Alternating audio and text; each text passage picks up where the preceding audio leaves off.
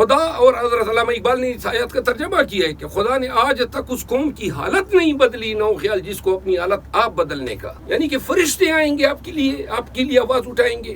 آج میں گیا کاریاں جا رہا تھا، اب سنیں پاکستانیوں، ایک دوست نے اٹلی سے آیا تھا، کھانا کیا تھا، وہ بزید تھا، میں نے کہا مجھے مت بلاؤ بھائی، اس کو میرا جلسہ ہے، یہ میری گرفتاری کی کوشش کریں گے کیونکہ قانون اور انصاف تو کہیں ہے ہی نہیں۔ انہوں نے کہا نہیں جی میری عزت بن جائے، وہ عزت بنانے کے چکر میں اس نے میرا کھانا کیا، آدھا گھنٹہ 1 گھنٹہ ہوا تھا، میں نکلا اور جو ہی پنجاب کے حدود میں تھا تو اطلاع آئی کہ پولیس نے چھاپا مار کے وہ سارے گھر کے دروازے اور کیمرے یہ توڑ کے 20 لوگوں کو لے گئے بچوں سمیت، کیونکہ اس نے میرا کھانا کیا تھا، کوئی سیاسی فنکشن نہیں تھا۔ تو یہ ایک واقعہ نہیں ہے، روزانہ ہماری زندگی میں اس طرح کے واقع پرواہ نہیں ہے، لیکن میں نے اس کو کہا بھی تھا کہ پنجاب میں جب میرے لیے کھانا کرو گے تو مہمان نوازی کے لیے پنجاب پولیس ضرور آئے گی۔ وہ نہیں مان رہا تھا، عزت افزائی چاہتا تھا۔ تو پاکستان میں آج کل تو عزت افزائیاں اس طرح ہوتی، ان کو تو آپ نے اپنے پیروں پہ کھڑا کرنا تھا۔ 10 کروڑ روپے وزیر اعلیٰ صاحبہ سرکار کے خزانے سے جو ہیں وہ نیزاباز کو دے جاتی ہے، اور دوسری طرف جو ہیں کچکول اٹھائے پھر رہے ہیں ہمیں پیسے دو۔ قوم کو، اس پاکستان کو کون وہ روڈ میپ دے گا کہ 125 ارب ڈالر سے ہم کس طرح چھڑا پائیں گے؟ کون پاکستانیوں کو یہ باور کرائے گا کہ پاکستان میں بھی حقیقی ترقی کا خواب پائے تکمیل تک پہنچایا جا سکتا ہے؟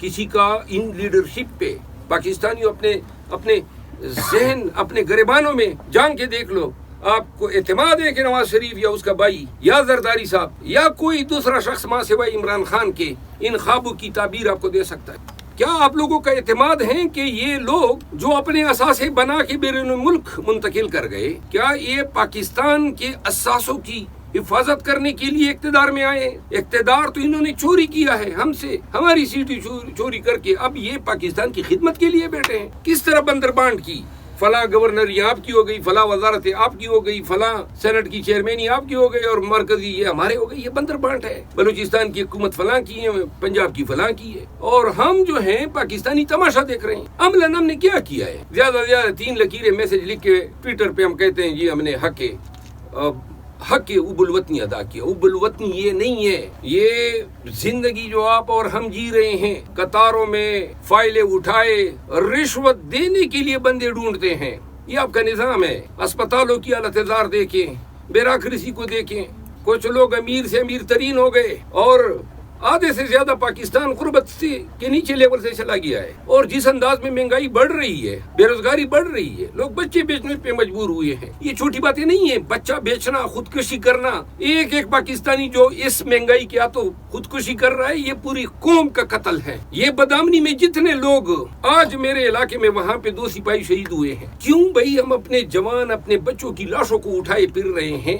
کیوں ہم امن نہیں لا سکتے ہیں؟ نہ ہم امن لا سکے، نہ معیشت کو 76 سال سے سڑی ہوئی یہ پالیسیاں اگر پاکستان کو کامیابی سے ہمکنار کرتی تو کسی ایک چیز پہ آپ کہہ جاتے نا کہ اس چیز پہ ہم فخر کرتے ہیں۔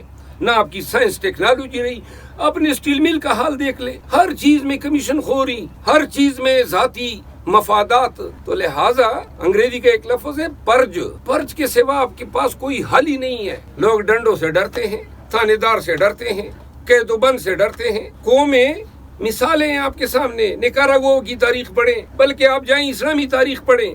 جن اقوام نے، جن تہذیبوں نے اپنے تمدن، اپنے اسلاف کی میراث کو وہ تحفظ نہ کر سکے، آج انسانی تاریخ میں عجائب گھروں میں ان کے تہذیب کے اشیاء بطور نوادرات موجود ہیں۔ اور جن اقوام نے، اقبال کا شعر ہے نا کہ تجھ کو بتاؤں میں کہ تقدیر کیا ہے، شمشیر و ثنا اول طاؤس و رباب آخر۔ ہم کہاں پہ چلے گئے؟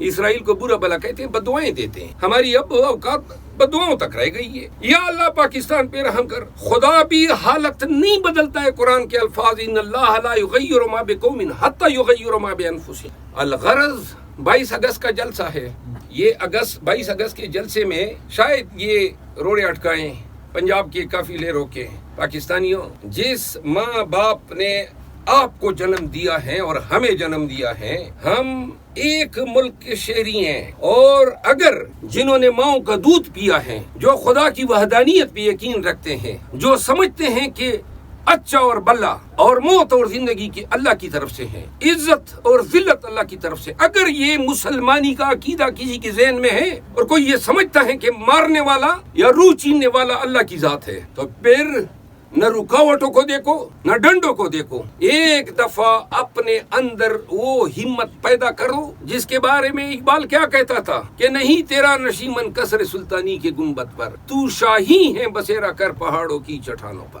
اور اگر ہم اس سوچ میں رہ گئے کہ جناب اس پہ تو آئی ہوئی ہیں ہمیں، دیکھیں میں خان کے پاس گیا، خان سے کوئی وزارتیں نہیں مانگی، میں نے خان سے میں نے کوئی یہ نہیں مانگا کہ مجھے کوئی چیئرمینیاں دو، صرف ایک چیز کی ریکویسٹ کی کہ احتجاج کی ذمہ داری دو۔ لوگ شاید ہمیں پاگل سمجھیں کہ جی یہ تو اب مجھے مار والی بات ہے، کسی نے تو آگے بڑھنا ہے اور یہ سمجھنا ہے، وہ بیچارہ تو اندر ہیں۔ تو جب ہم والنٹیئر کر کے جا رہے ہیں کہ اور جو مریم بی بی کہتی ہیں کہ میں اگر کسی نے احتجاج کیا تو بے رحم ہوں گی، تو اس کی دھمکیوں سے اور اس ڈر سے کہ کوئی بے رحم ہوگا، مارے گا، پیٹے گا، تو اپنے اندر کی خودی کو مار دو، اپنے اندر کے انسان کو مار دو۔ کیا کہتے ہیں شیزور اپنے زور میں گرتا ہے مثل برق، وہ طفل کیا گرے جو گھٹنوں کے بل چلے۔